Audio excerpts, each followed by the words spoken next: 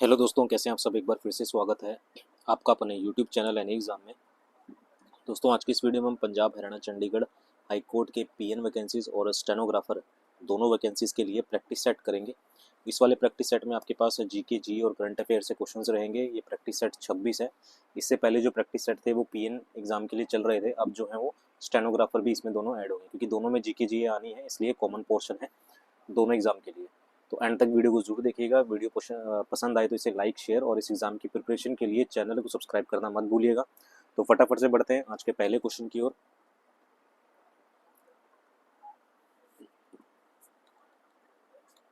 तो सबसे पहला क्वेश्चन आपको जो है वो स्क्रीन पर दिखाई दे रहा है।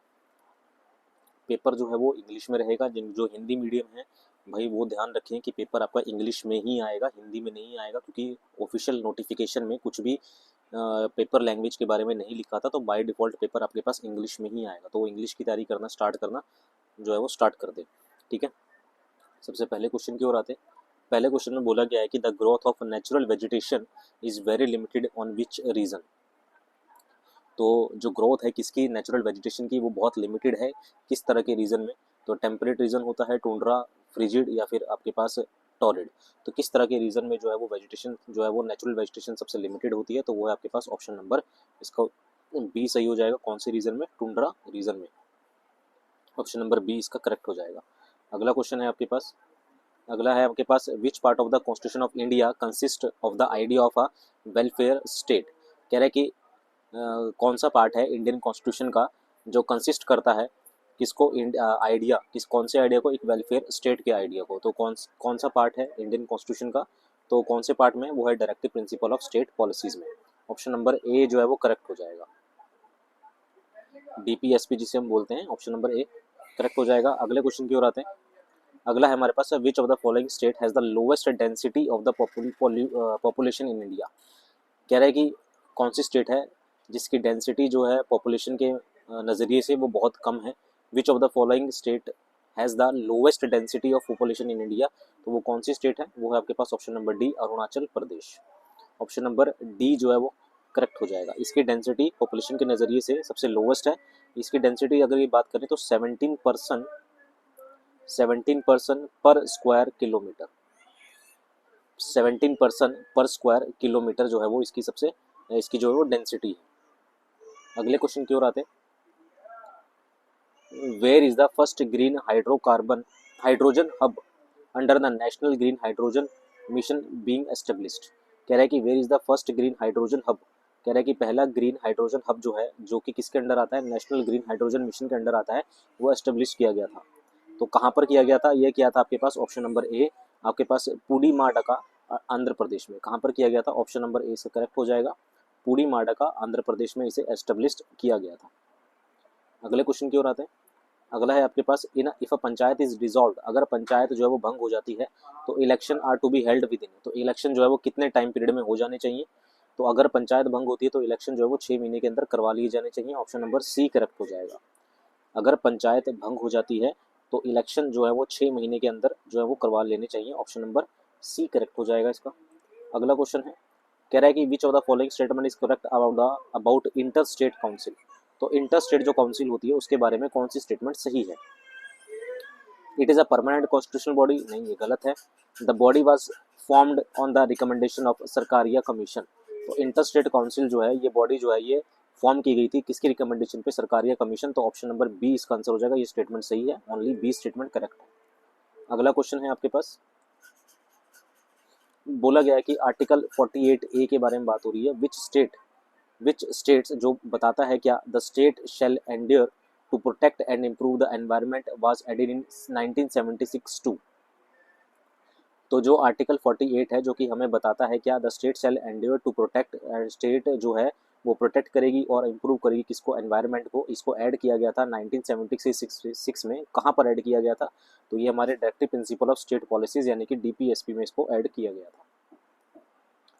अगला क्वेश्चन है, बोला गया है कि विच सिख गुरु ऑर्डर द वियर टू 5 काकार्स।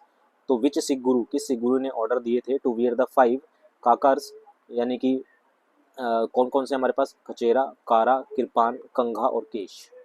तो ये 5K का जो था किसने दिया था, वो सिख गुरु ने दिया था। तो ये आपके पास ऑप्शन नंबर सी, गुरु गोविंद सिंह जी ने। ऑप्शन नंबर सी इसका करेक्ट हो जाएगा, गुरु गोविंद सिंह जी ने।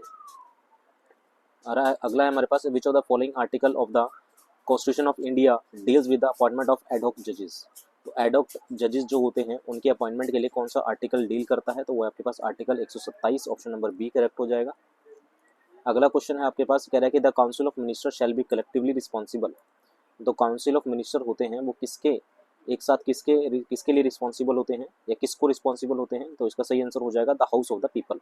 ऑप्शन नंबर आपके पास बी करेक्ट हो जाएगा, to the house of the people. अगला है आपके पास, which who has been appointed as the new chairman of SEBI. तो किसे अपॉइंट किया गया है नए चेयरमैन के रूप में किसका, SEBI, as an initial tenure of 3 years. Initial tenure of 3 years, 3 साल के लिए नए चेयरमैन सेबी के कौन बने हैं, तो वो आपके पास option number D, Tuhin Kanta Pandey. कौन से हैं, तुहिन कांता पांडे। अगला है हमारे पास, consider the following statement about the discovery of famous site of Indus valley civilisation. आपको बताना है कि इनमें से कौन सी स्टेटमेंट जो है वो सही है। आर.डी. बनर्जी डिस्कवर्ड हड़प्पा इन 1921, क्या ये सही है, नहीं ये गलत है। दयाराम सानी डिस्कवर्ड मोहनजोदाड़ो 1922, ये भी गलत है। दोनों ही स्टेटमेंट जो है वो गलत है, नाइदर 1 नॉर 2।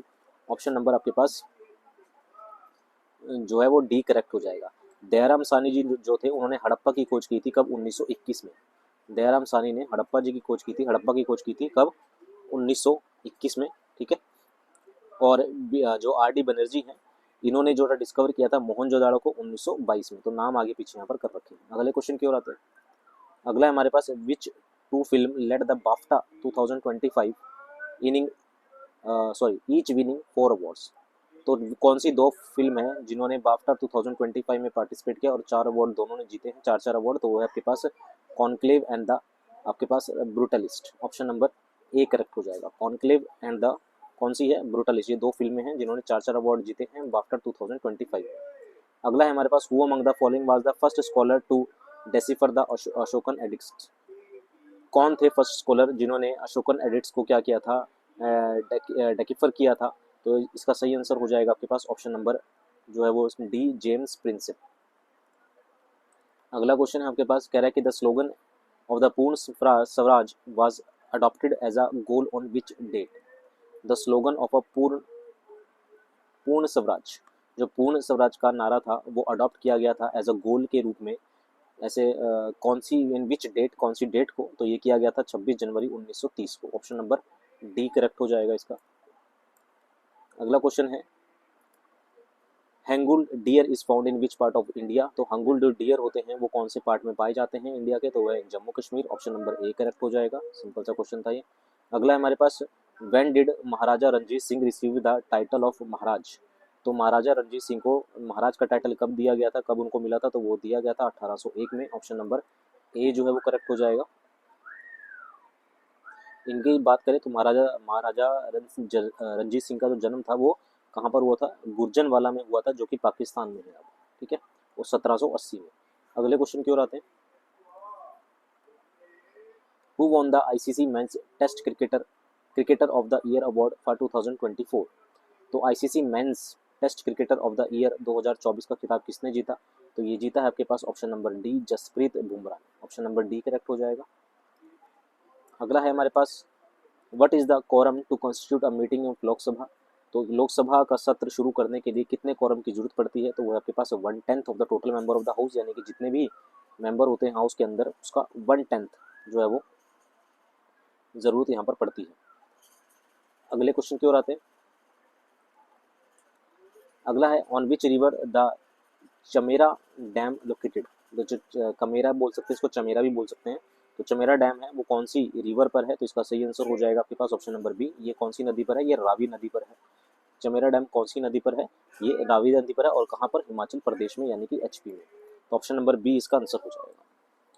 तो ये थे हमारे पास आज की वीडियो के, आज के सेशन के प्रैक्टिस सेट 26 के कुछ इंपॉर्टेंट क्वेश्चन जो कि आपके एग्जाम पॉइंट ऑफ व्यू से जो है वो इंपॉर्टेंट है। ये आपके RRB Punjab Haryana Chandigarh high court की पीएन और स्टेनोग्राफर दोनों वैकेंसीज के लिए इंपॉर्टेंट है, ठीक है। उम्मीद है वीडियो पसंद आई होगी, सेशन अच्छा लगा होगा।